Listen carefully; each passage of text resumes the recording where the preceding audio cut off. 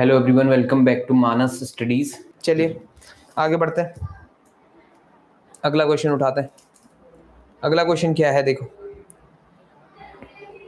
कहता है कि आपका check whether the relation, sorry कहाँ गया, हाँ, check whether the relation capital R defined in the set दिया हुआ है इस बार। तो नेक्स्ट क्वेश्चन को उठाते हैं। तो ए मान लेता हूँ इस सेट को, और सेट दिया हुआ है कितना, 1 2 3 4 5 6। सेट है 1 2 3 4 5 6, ठीक है। और हमसे चाहता क्या है, as R equal to capital R दिया हुआ है A comma B such that A is equal to B is equal to A plus क्या 1, ठीक है। बी किसके बराबर है, a प्लस 1 के बराबर है। कहता है इज रिफ्लेक्सिव, सिमेट्रिक और ट्रांजिटिव। तो हमें ये शो करना है इस बार कि ये रिफ्लेक्सिव भी है, सिमेट्रिक भी है और क्या भी है, ट्रांजिटिव भी है, ठीक है। चलिए शुरू करते हैं, ठीक है। तो हमें शो करना है कि ये रिफ्लेक्सिव, सिमेट्रिक और ट्रांजिटिव तीनों है, ठीक। तो इस बार हमारे एग्जाम्पल काम नहीं आएंगे, काउंटर एग्जाम्पल से काम नहीं चला पाएंगे, तो आप इस बार डायरेक्टली चलेंगे प्रूफ के साथ, ठीक। तो नंबर 1 डाल रहे हैं, रिफ्लेक्सिव। रिफ्लेक्सिव चेक कर लो, रिफ्लेक्सिव तो नहीं होना चाहिए इसे, है ना। तो उसने मुझसे क्या कहा है, चेक करो, क्या कहता है, इज रिफ्लेक्सिव। अच्छा चेक कह रहा है, सिर्फ प्रूव नहीं करना है, चेक करना है, सॉरी, ठीक। प्रूव नहीं करना है, चेक करना है हमें कि ये रिफ्लेक्सिव है नहीं है, सिमेट्रिक है नहीं है और ट्रांजिटिव है नहीं है, ठीक है। तो देखते हैं है कि नहीं। तो सबसे पहले ना एक काम करो, इस बार तो फाइनाइट सेट है तो हम पूरा का पूरा आर बना लेते हैं पहले, ठीक। तो यहां हमने आर बना लिया, सही तरीके से लिख लिया इसको। कहने का मतलब है, देखो ए डिसाइड करो, ए यहीं से डिसाइड करना है और बी भी यहीं डिसाइड करना है। तो ए अगर आप ले लेते हैं किसी दिन 1, तो बी कितना हो जाएगा, 1 + 1 कितना 2। फिर अगर आप ए सेलेक्ट करते हैं कितना 2, तो बी हो जाएगा 3, 3 पर 4, 4 पर 5 और 5 पर 6। अब आप अगर ए को 6 ले लेंगे तो बी तो 7 हो जाएगा, बट 7 तो हमारे डोमेन में है ही नहीं, यानी कैपिटल ए में नहीं है 7। तो इसका मतलब हुआ कि ये इतना ही आएगा, ठीक। और अगर ये इतना ही आता है तो आप चेक कर लो। सबसे पहला चेक करो कि रिफ्लेक्सिव है नहीं है। तो आप रिफ्लेक्सिव के लिए क्या चेक करना चाहिए, देखो कैपिटल ए में कितने एलिमेंट्स हैं, 6। तो आप क्या कहेंगे, 1 1 2 2 3 3 3 4 4 5 5 और 6 6 चेक करते हैं।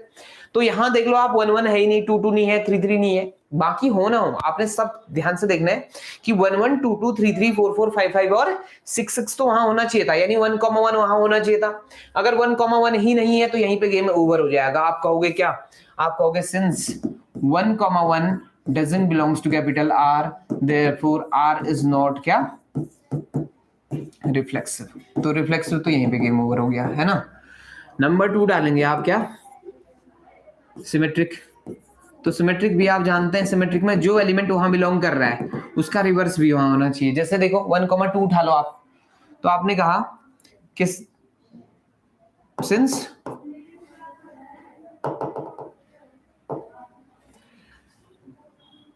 1 2 बिलोंग्स टू कैपिटल आर। देखो 1 2 बिलोंग्स टू कैपिटल आर तो आ ही रहा है ना, ठीक।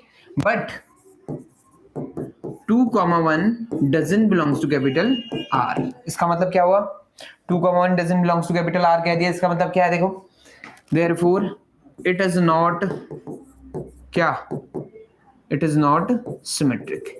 एक के लिए फेल हो जाए ना तो प्रॉब्लम है। देखो आप ध्यान से सुनना, अगर हम कहना चाहते हैं कि किसी को बहुत बेहतर व्यक्ति है, बहुत गुणवान व्यक्ति है, तो एक अवगुण मिलने पर उसकी गुणवत्ता की फर्क कमजोर पड़ जाएगी, है कि नहीं, ठीक। तो वही चीज यहाँ पे भी है। आपने क्या करना है, अगर आपको किसी चीज को सिमेट्रिक, ट्रांजिटिव या रिफ्लेक्सिव इनमें से कोई भी दिखाना है, तो आपने बस फोकस करना है कि एक चीज पकड़नी है। अगर एक भी एलिमेंट ऐसा मिल गया जो इस चीज को फॉलो नहीं कर रहा है, तो आप डायरेक्ट बोल देंगे कि ये चीज इस पर्टिकुलर डोमेन में क्या नहीं दे रहा है, सिमेट्री नहीं दे रहा है, ट्रांजिटिविटी नहीं दे रहा है, या आपका रिफ्लेक्सिव नहीं है। आप पे डिपेंड करता है, ठीक है। हो जाएगा इतना। चलिए आगे बढ़ते हैं। अब तीसरा उठाओ नंबर, कौन, ट्रांजिटिव। तो ट्रांजिटिव में आए तो देखा हमने कि आपका ट्रांजिटिव के लिए क्या कंडीशन है। यहां देखो जरा, इन दोनों को ही पकड़ लो, देखो क्या क्या बिलोंग कर रहा है वहां, 1 2 है और 2 3 है, बिलोंग्स टू कहां, कैपिटल आर। बट प्रॉब्लम क्या है, 1 3 दिखाई दे रहा है क्या आर में, 1 3 आर में दिखाई दे रहा है। चेक कर लो कहीं से कहीं तक।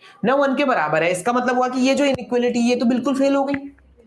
इसका मतलब क्या है कि 1,2 अगर बिलोंग करता है कैपिटल आर में तो 2,1 कैपिटल आर में बिलोंग नहीं करता है, और 2,1 अगर कैपिटल आर में बिलोंग नहीं करता ना, इसका मतलब क्या हुआ, ये चीज रिफ्लेक्सिव नहीं है।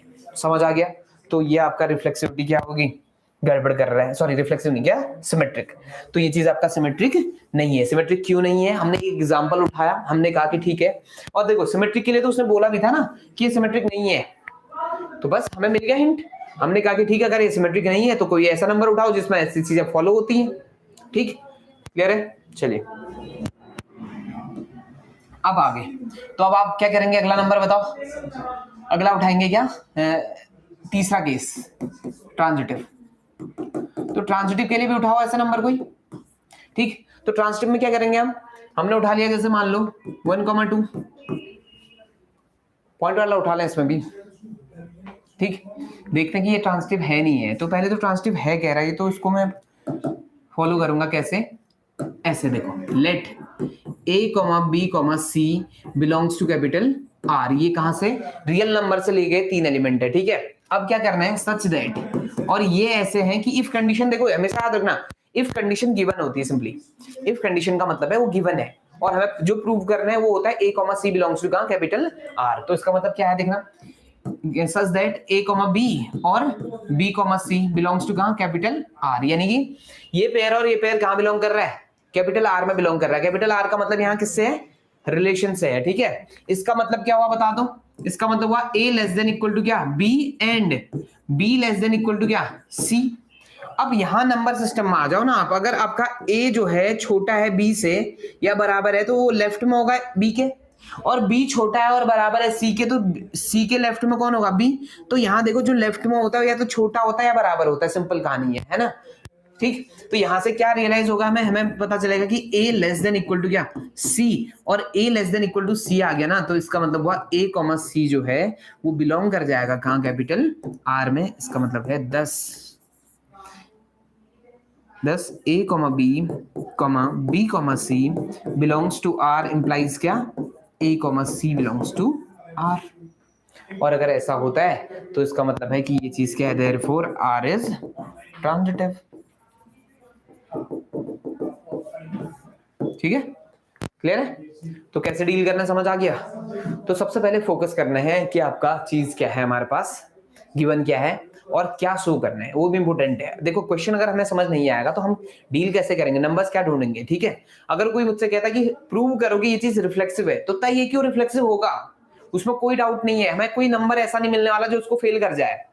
तो हमें ऐसे केस में क्या करना है, हमने बिल्कुल ट्रेडिशन वाइज चलना है कि ये चीज ऐसे ही होनी है। ठीक है, पैटर्न में क्या करना है, एक एलिमेंट उठाना है उस सेट से जिस सेट का जिक्र हुआ है उसमें, है ना। तो हम वहां से एक एलिमेंट उठाएंगे, फिर हम कहेंगे कि for every element small a belongs to capital A, R in A। यानी ये जो पेयर है, ये ऑर्डर्ड पेयर है, ये किसमें है, कैपिटल R में। इसका मतलब क्या हुआ कि ये रिफ्लेक्सिव है। फिर सिमेट्री के लिए हमें क्या करना होता है, सेट नहीं देखना होता कि सेट कौन है, हमें देखना होता है रिलेशन में कौन कौन आ रहा है। जैसे आपका रिलेशन में आया a, b अगर रिलेशन में आया तो हमें चेक करना है कि b, a भी होना चाहिए, और हर एक ऑर्डर्ड पेयर जो रिलेशन में बिलोंग कर रहा है उसके लिए।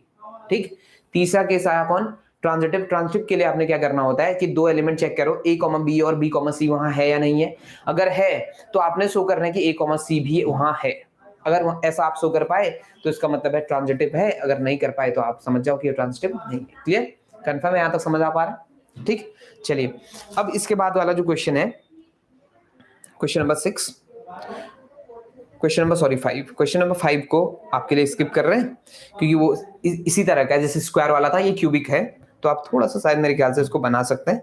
तो क्वेश्चन नंबर 6 की बात मैं करता हूं, मैं थोड़ा सा आपको अब हिंट देता चलूंगा कि किस तरह से आपने डील करना है क्वेश्चंस के साथ, और फिर बात करेंगे हम आगे। ठीक है, चलिए आगे बढ़े। फिर क्वेश्चन नंबर 5 आपके लिए है, क्वेश्चन नंबर 6 पे मैं बात कर रहा हूं कि क्या कहता है क्वेश्चन। देखिएगा, क्वेश्चन कहता है हमसे कि show that the relation capital R in the set 1, 2, 3 given by capital R equal to 1, 2, 21 is symmetric but neither reflexive nor transitive।